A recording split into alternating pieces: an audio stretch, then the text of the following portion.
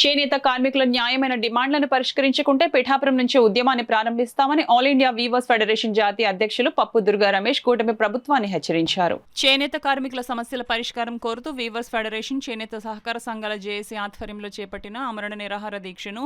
పోలీసులు భగ్నం చేసిన నేపథ్యంలో పిఠాపురం సూర్యరాయ విద్యానంద గ్రంథాలయంలో ఫెడరేషన్ నాయకులు వీవర్స్ సంఘాల సభ్యులతో దుర్గా రమేష్ సమావేశమయ్యారు.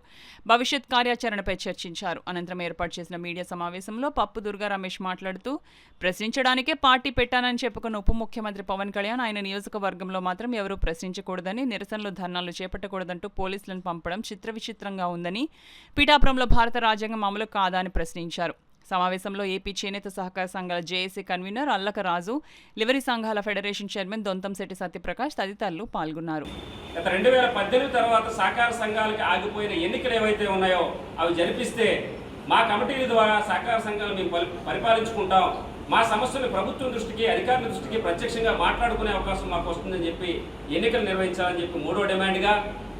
అలాగే గతంలో ఈ వృత్తి బతకడానికి చేనేత కార్మికుల ఆదాయం పెరగడానికి ఏవైతే పథకాలు ఉన్నాయో థ్రిఫ్ట్ ఫండ్ పథకం, యార్న్ సబ్సిడీ, 30% రిబేటు, 2018 రుణమాఫీ,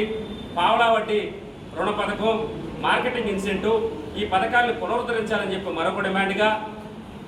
అలాగే బడ్జెట్లో మాకు అన్యాయం జరిగింది, మీరు 115 కోట్ల రూపాయల బడ్జెట్ను చూపిస్తున్నప్పటికి కూడా 100 కోట్ల రూపాయలు వేరే పనులకు వెళ్తూ ఉన్నాయి, మాకు 1000 కోట్లు ఉంటే కానీ సరిపోదు, 1000 కోట్ల రూపాయల బడ్జెట్ని కేటాయించి మీరు జరిగిన అన్యాయాన్ని సరిదిద్దాలని చెప్పి మరొక డిమాండ్గా, ఏదైతే ఎన్నికల్లో ఎలక్షన్ మేనిఫెస్టోలో కూటమి ప్రభుత్వం అధికారంలోకి రావడం కోసం మీరు ఇచ్చిన హామీ గత వైసీపీ ప్రభుత్వంలో 24,000 రూపాయల నేతన్న భరోసా ఇచ్చి మిగతా పథకాలన్నింటినీ ఆపేసింది, మేము అధికారంలోకి వస్తే 25,000 రూపాయలు ఇస్తాము, మిగతా పథకాలను కూడా పునరుద్ధరిస్తామని చెప్పి మీరు చెప్పారో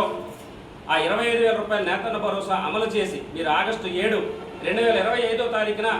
ముఖ్యమంత్రి చంద్రబాబు నాయుడు గారు గత సంవత్సరం ప్రకటించిన నేతన్న భరోసా వెంటనే విడుదల చేసి ఆ హామీని నిలబెట్టుకోవాలని చెప్పి మరొక డిమాండ్గా, ఏదైతే కేంద్ర ప్రభుత్వం చేనేతల మీద జీఎస్టీ విధించిందో దుర్మార్గంగా, అది సరైన విధానం కాదు, భారత రాజ్యాంగంలో పన్ను విధించకూడదు చేనేతలకి, ఇది కుటీర పరిశ్రమ చెప్పినప్పటికీ రాజ్యాంగ విరుద్ధంగా విధించిన జీఎస్టీని రద్దు చేయమని చెప్పి ఎప్పటి నుంచో మేము అడుగుతా ఉన్నాం. దాన్ని మీరు రద్దు చేసే అధికారం మాకు లేదు, కానీ మేము పునరుద్ధరిస్తామని చెప్పి దాన్ని రీఎంబర్స్మెంట్ చేస్తామని చెప్పి ఎలక్షన్ మేనిఫెస్టోలో పెట్టారు, దాన్ని నిలబెట్టుకోవాలని చెప్పి మరొక డిమాండ్గా, మా ఈ సమస్యలన్నీ కూడా అపరిష్కృతంగా ఉన్నాయి, మా సమస్యలు పట్టించుకోవట్లేదు, చేనేతలు నిర్లక్ష్యం చేస్తూ ఉన్నారు, చేనేత రంగాన్ని నిర్లక్ష్యం చేస్తున్నారని చెప్పి ఎవరైతే మాకు ఆప్కో ఎండి హ్యాండ్లూమ్ కమిషనర్గా రేఖారాణి గారు ఉన్నారో ఆ రేఖారాణి గారిని బదిలీ చేయాలని చెప్పి మరొక డిమాండ్కి 8 డిమాండ్లతో మీరు రిలే ప్రారంభం చేస్తాం.